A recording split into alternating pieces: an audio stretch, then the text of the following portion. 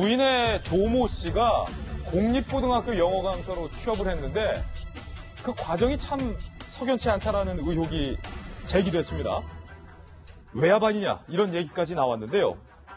김우식 교수님, 그 채용 과정을 좀 한번 자세히 설명을 해주시죠. 일단은 모집 공고 기간이 있는데 그 공고 기간 안에는 지원서를 냈습니까? 그 이후에 냈다는 거 아닙니까? 그러니까 언론의 매서운 이 검증이 시작된 건데요. 이 부인께서 이 영어 학원을 했다는 그 경력을 좀 내세워서 그 강남에 있는 공립학교에 이제 영어 강사였는데 연봉 한 2,400만 원 정도 되는 높은 나름대로 이제 그 직장인 같아요. 근데 이제 중요한 것은 공고 기간이 지난 이후에 원서를 냈다는 사실이고요. 단독 지원했다는 사실이고요. 그러면서도 이제 채용이 돼서 지금까지 5년 동안 혼자 지원해서 혼자 뽑았습니다. 그래서 저는 이제 그 언론 기사를 보면서 안 떠올릴 수 없는 사람이 있죠. 문준용 씨라고 하는 문재인 대통령 아들에 관한 대선 후보 기간 내내 취업 특혜에 대한 논란이 있지 않았습니까? 이에 대해서 이제 문재인 후보나 민주당 측에서는 이건 페이크 뉴스다, 가짜 뉴스다, 이미 검증이 끝난 거라고 지금 지나갔습니다만 이번에 이 김상조 후보자의 부인의 공립학교 영어 강사 취업 특혜가 거의 판박이 아닙니까? 입시 모집 공고가 지난 다음에 냈고 그 다음에 토익 점수가 부족함에도 불구하고 이게 통과가 됐고 그 다음에 재계약이 5년 동안 계속됐으면서 또 한편으로는 한 명이 단독 지원해서 됐단 말이에요. 혼자 지원, 혼자 뽑혔다. 그렇습니다. 그러니까 이런 것들을 보면서 국민들은 과연 이게 어떻게 해명이 돼야 될지 궁금해하는 측면이 있고요. 그래서 오면서 저도 이제 언론을 보면서 생각했던 게 저도 지금 우리 큰 아들 녀석이 와서 지금 방학인데 방학이라 인턴이라도 시켜보려고 여기저기 좀 수송을 해봤어요. 인턴도 굉장히 까다롭습니다. 까다로워요. 왜냐하면 인턴조차도 굉장히 큰 특혜일 수 있기 때문에 굉장히 엄정하고 굉장히 엄격한 잣대와 기준과 공채를 합니다. 그래서 어떤 공기관에서는 인턴이 하도 말썽이 나서 인턴을 안 뽑는 경우도 있더라고요. 그래서 인턴조차도 정말 취업의 문이 힘들고 들어가기 힘든데 강남의 공립학교의 영어 강사로 5년 동안 계속 됐다는 것 자체가 석연치 않은 모습이라 한다면 우리 앵커께서 말씀하신 대로 공정거래 질서를 책임져야 될 경제검찰의 수장으로서의 공정거래 위원장 후보자께서 거의 모든 특혜와 의혹에 백화점을 지금 만들고 있는 거 아니겠습니까? 이러면서 보면 제가 박 교수님 이제 마지막 검증까지 나온 다음에 어떻게 결론을 내실지 한번 보겠습니다. 지금 분명히 공립고등학교 영어 강사로 채용되는 과정이 석연치 않은 점이 분명한 것 같습니다. 학교 관계자와 당시 채용 담당자와 또 김 후보자 측에 모두 질문해봤습니다. 각각의 대답 한번 보실까요? 먼저 학교 관계자. 채용 과정에 착오가 있었다는 것을 인정했습니다. 하지만 외압은 아니다. 착오는 있지만 외압은 아니다. 외압은 없지만 착오는 있었다. 당시 채용 담당자는 정확히 기억이 나지 않는다. 곤란할 땐 이 답변이 최고입니다. 기억이 안 난다. 김 후보자 측의 해명도 들어봤습니다. 토익 점수 요건 충족 못한 것은 사실이다. 그러니까 지원 자격에 미달한 것은 사실이다 인정했습니다. 다른 응시자가 없다 보니까 합격을 한 것이다. 한 명 지원해서 한 명 붙은 거다. 초등학교에서 영어를 가르친 경험이 있고 미국 샌디에고에 다녀와서 요건 충족이 안 됐지만 지원해서 합격을 했다. 이렇게 해명을 했고요. 2월 중순에 응모한 것은 기억하지만 제출 시한과 차이가 있는 점은 알지 못하고 있다. 학교를 그만둔 것. 그러니까 김 후보자의 부인이 남편의 공정거래위원장 후보 지명 9일 후에 학교를 그만두었습니다. 그만둔 건 김 후보자에게 누가 될까봐 사직을 한 것이다.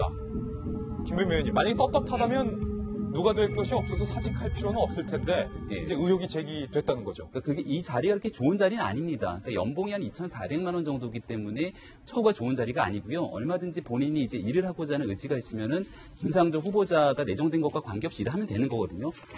저는 약간 좀 이상하다고 생각이 드는 부분 중에 하나는 이게 이제 2013년도에 채용이 된 거거든요. 그러니까 김상조 후보자가 그냥 당시 교수일 뿐이었고 진보적인 경제학자였던 상황 아니겠습니까? 그러니까 저는 문준용 씨랑은 좀 사례가 다르다라고 보는 게 문준용 씨 같은 경우는 문재인 대통령이 당시 이제 수석으로서 대통령 실장으로 영향력을 행사할 수 있던 시절에 공공기관에 취업을 했던 특혜가 있는 거고요. 그러니까 영향력을 행사할 수 있는 상황이었다는 의혹이 있었던 거고 지금 이 상황은 어찌됐든지 간에 과정상의 문제가 있었던 거 분명히 드러나는데 김상조 교수가 이 당시에 외압을 행사할 만한 그런 영향력과 관계가 있었는가.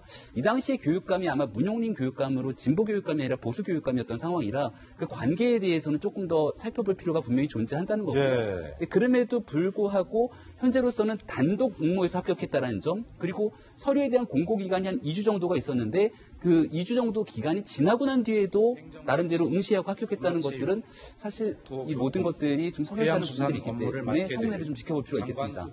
네. 지금 김 후보자의 의혹에 대해서 발표하는 도중에 청와대에서 장관 인선 발표가 나왔군요. 문화체육부 장관 후보자의 도종환 국회의원, 국토교통부 장관 후보자의 김현미 국회의원, 해양수산부 장관 후보자의 김영춘 국회의원을 지명했습니다. 먼저 김부겸 행정자치부 장관 후보자는 새 정부의 핵심 국정 목표인 지방 분권, 균형 발전, 국민 통합의 목표를 실현할 적임자로 판단했습니다. 김부겸 의원은 사선의 중진 의원입니다. 현실에 안주하지 않고 때로 기득권을 포기하면서까지 사회개혁과 지역주의 타파 그리고 국민 통합에 헌신했습니다. 특히 분권과 자치에 대해서는 대한민국 최고의 전문가입니다.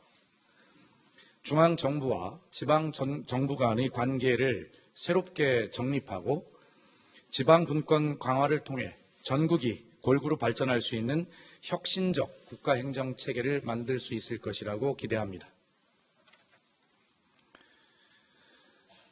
도종환 문화체육부 장관 후보자는 국민 시인이면서 서민의 편에서 의정활동을 해왔습니다. 국민 위에 군림하려고 하는 권력에는 저항했고 국민과 손잡는 일에는 한순간의 주저함도 없었습니다.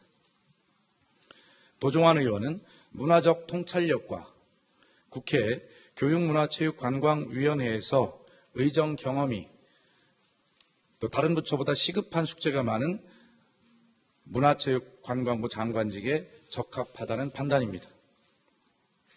새 정부의 문화예술체육 정책 기조는 지원하되 간섭하지 않는다는 것입니다.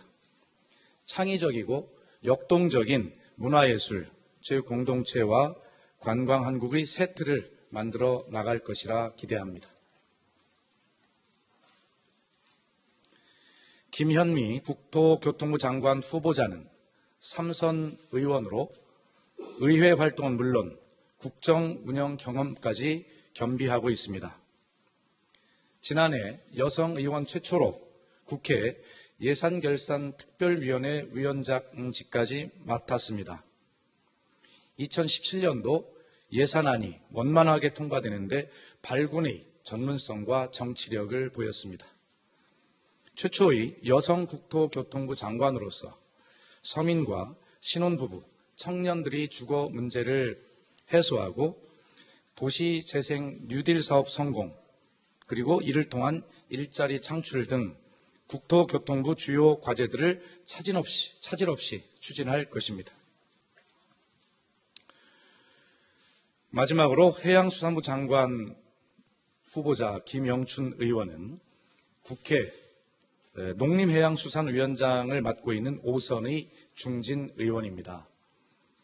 위기의 해운산업을 살리고 갈수록 환경이 악화되고 있는 수산업의 보호, 또 이제 다시 시작하는 세월호 진상규명 등 해양수산부 주요 과제 해결의 최고 적임자라는 판단입니다. 김영춘 후보자는 국정 전반에 대한 이해 능력이 누구보다 탁월하고 특히 지역주의 타파와 정치 혁신을 위해 기득권을 버리고 정치 발전을 위해 헌신해 왔습니다. 해운 물류는 대한민국 산업 경쟁력의 또 다른 단면입니다. 김영춘 후보자의 풍부한 경험과 유능함으로 반드시 위기의 현 상황을 기회의 미래로 바꿔나가기를 기대합니다. 이상입니다. 질문 받겠습니다.